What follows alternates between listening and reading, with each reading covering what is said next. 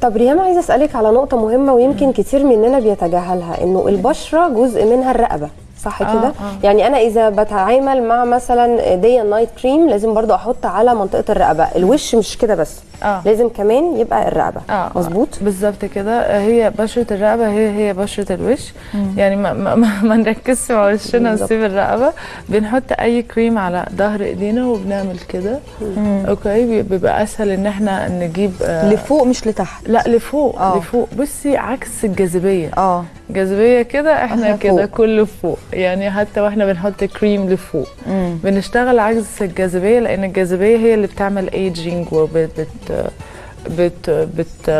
بتعمل التجاعيد والايجينج او يعني الارتخاء في البشره. الارتخاء في البشره، فاحنا بنرفع لفوق.